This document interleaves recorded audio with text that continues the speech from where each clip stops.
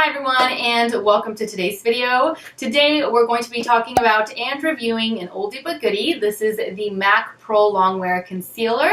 This is one that I get asked about pretty regularly as to what my thoughts are on it. This is a concealer that I used to use all the time a few years back, and from what I remember, I really loved the coverage and the way that it wore.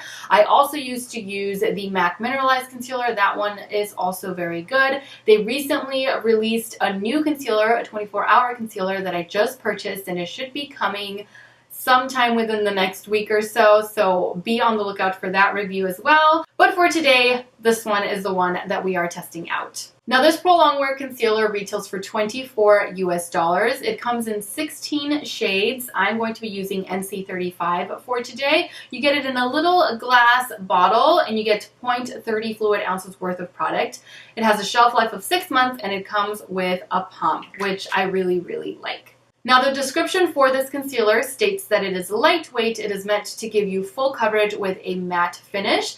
It is meant for dark spots, discoloration, dark circles, anything that you're trying to conceal completely, this is going to take care of it. You can get up to 15 hours of wear with this concealer, and it is meant for all skin types. It is recommended that you use with a concealer brush or a blending brush. However, I am going to apply it the way that I used to apply it, which is just with my ring finger. And then I'm going to blend it out with my 3D HD blender. Another thing that I am planning on doing is setting it lightly with a powder, which it does recommend that you do on the website. The one that I'm going to be using for today is my RCMA No Color Loose Powder. Now I'm going to be testing this concealer out the way that I normally would, which is with and without a color corrector. I'm going to be using my Becca Under Eye Brightening Corrector underneath my right under eye, and I'm not going to be using anything underneath my left, just to see what kind of coverage I get with and without a color corrector, whether or not that makes a difference. So now that we've covered the basics, I'm simply going to jump off camera really quickly in order to apply the color corrector underneath this eye, and I'm going to also apply foundation onto the entire face before coming back and concealing.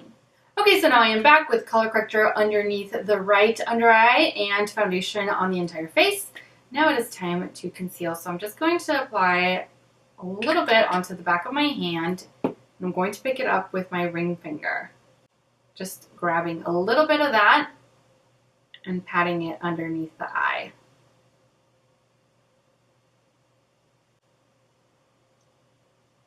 Okay, now the left side.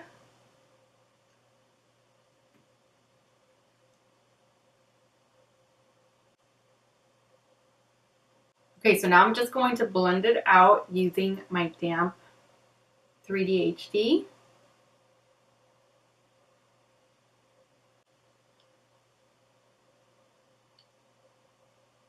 Okay, and now I'm simply going to set it very lightly with a little bit of my RCMA powder. I'm just going to apply a little tiny bit of that onto the back of my sponge and set the under eye area.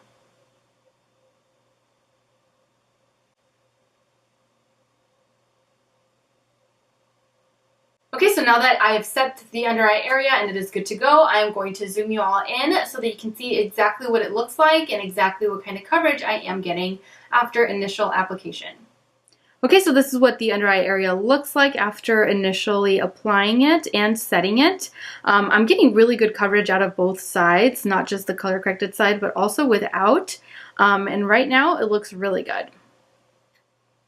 Okay, so now I am going to jump off camera one more time in order to finish off the rest of my makeup, and I will be right back.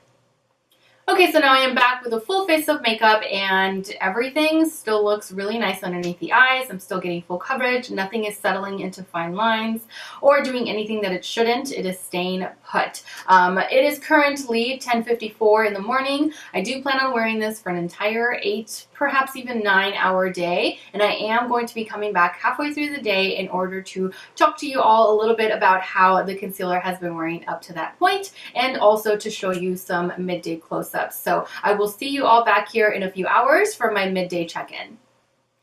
Okay, so now I am back for my midday check-in. It is currently 2:35 in the afternoon. So I've had this concealer on now for about 4 hours and it still looks pretty good underneath the eyes, I must say that. So now I'm going to zoom you all in so that you can get a better look at the under eye area after about 4 hours of wear.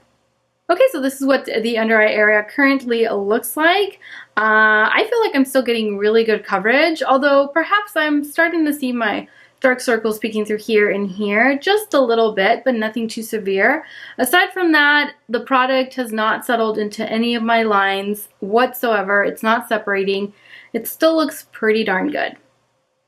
Okay, so that completes my midday check-in. I will see you all back here at the end of the night for the end of day results. Okay, so now I am back for my final check-in. It is currently 7:32. So I've had this concealer on now for, what, about 9 hours or something like that. Now, before I get into my overall opinion of the concealer, I'm going to zoom you all in one last time so that you can get a better look at the under eye area after roughly 9 hours of wear. Okay, so this is what the under eye area currently looks like. It does look like, you know, I've had it on for a while. I think I even lost a bit of coverage, a little bit of coverage here and a little bit of coverage here. Like, you can definitely see that my dark circles are starting to peek through.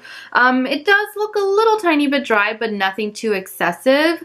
Other than that, though, I feel like the concealer stayed pretty put. It didn't settle into any of my fine lines. It didn't separate. It stayed put. However, I do feel like I lost a little bit of coverage. So there you have it. That is what it looks like underneath the eyes after roughly 9 hours.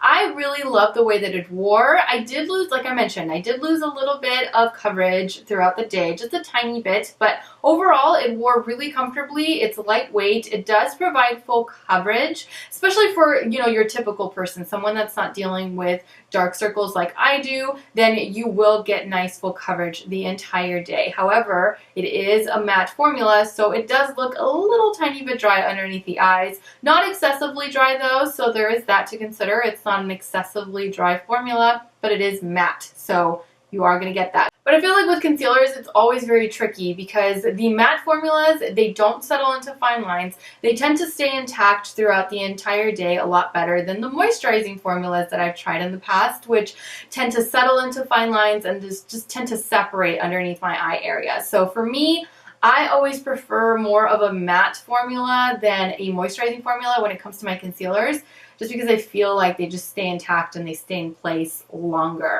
But of course, that's personal preference, so it's just depending on what your needs are, depending on what you want out of your concealer, that's how you're going to pick and choose. Overall, this is a good concealer. I now remember exactly why I used to reach for it all the time. It's just, it's good. I have found better, but this one is definitely up there. So thank you all so much for watching. I truly hope that you enjoyed today's video review and that you found it helpful. Don't forget to subscribe to my channel so that you don't miss out on future product reviews, makeup tutorials, anything beauty related.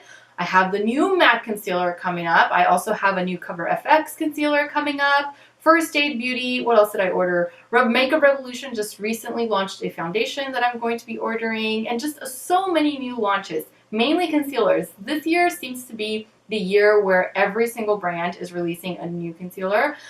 So yeah, stay tuned for all of that. That's going to be coming here in the near future. Also, don't forget to follow me on all of my other social media platforms where I absolutely love to interact with you all. I am All Beauty by Sarah with an H on Instagram and All Beauty by Sarah without the H on Snapchat and Twitter. As always, take care and I will see you all in my next video. Mwah! Bye.